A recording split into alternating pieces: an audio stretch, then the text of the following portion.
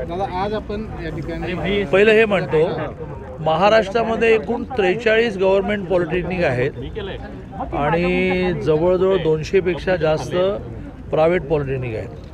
त्यातल्या 43 गव्हर्नमेंट पॉलिटेक्निकमध्ये एक अतिशय चांगली कॉम्प्युटर लॅब असावी, ज्याचा वर्षभर विद्यार्थ्यांना अभ्यासक्रमासाठी उपयोग होईल आणि वर्षाच्या सुरुवातीला CET एक्झाम प्रत्येक बॅच 50,000ची करावी असा आमचा प्रयत्न झाला आहे. कारण एक इंजिनिअरिंग कॉलेज म्हटलं की डायरेक्ट 2.5 लाख मुलं बसतात आणि मग ती सलग किंवा एका दिवसात 2, एका दिवसात 3 असं 2-3 दिवसात नाही संपली तर त्याच्यामध्ये मजा राहत नाही. आणि त्यामुळे दुहेरी फायदा लक्षात घेऊन 43 पॉलिटेक्निकला प्रत्येकी 40 म्हणजे जवळजवळ 1600-1700 कॉम्प्युटर आम्ही दिले.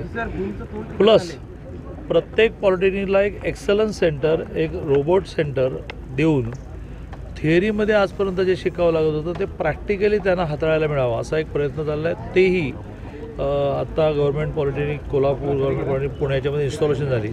सगळ्यांच्या ऑर्डर निघालेल्या आहेत, सगळ्या ठिकाणी लागेल आणि त्याच्यातून जगामध्ये आपल्या डिप्लोमा होल्डर्सची डिमांड जास्त वाढली.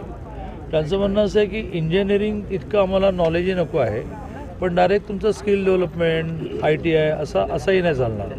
आणि त्यामुळे डिप्लोमा हे त्यांच्या दृष्टीने खूप ॲट्रॅक्टिव्ह स्टेज झालेली आहे.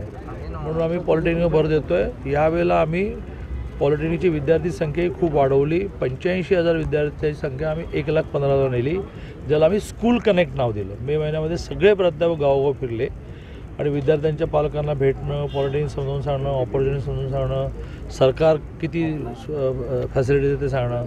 पण डायरेक्ट आमची संख्या 85,000ची 1,15,000 झाली. इंजिनिअरिंग कॉलेज नव्याने सुरू झालं, त्याच्या सगळ्या इमारती या वर्षभरात बांधून पूर्ण करायच्या आहेत. त्याचे पायाभरणी.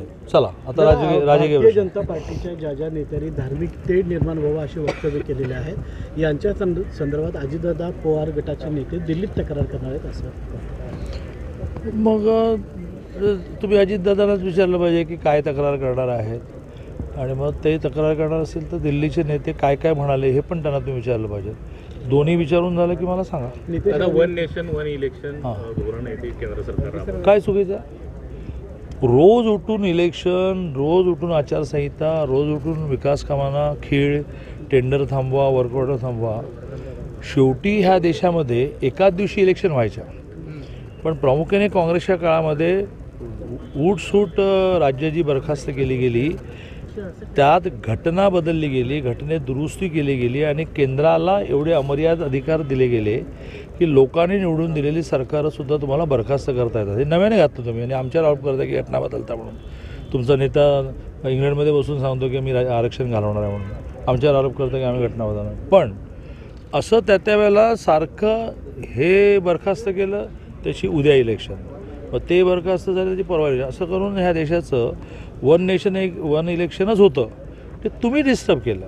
आणि त्या डिस्टर्ब होण्यातून रोज उठून राजकीय कार्यकर्त्यांना निवडणुका, अरे निवडणुका महिन्याभरासाठी, बाकी विकास कामं करायची आहेत.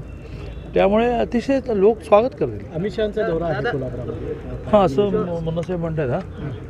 हां रात्री उशिरा आला आहे ना. त्यांचा प्रवास विभागशा होतो आहे आणि बूथपर्यंतचा कार्यकर्ता म्हणजे 4-5 हजार संख्येने त्या विभागाची ते व्यवस्थित सभाने बैठक घेणार.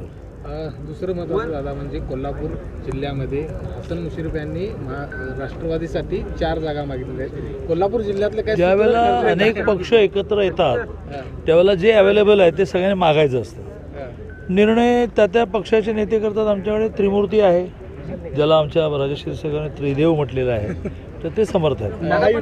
आता ऊन लागायला खासदार यांच्या कार्यकर्त्यांनी काही दिवसांपूर्वी नाराजी व्यक्त केली मुश्रीफ साहेबांच्या किंवा जिवंत माणसाचं हे लक्षण असतं की त्यांनी आपलं मत व्यक्त करायचं असतं.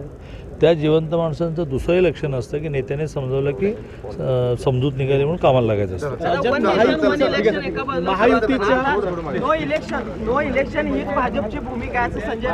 संजय राऊत काय म्हणतील त्यांचं कोण हात धरणार आणि कोण त्यांचं तोंड दाबणार.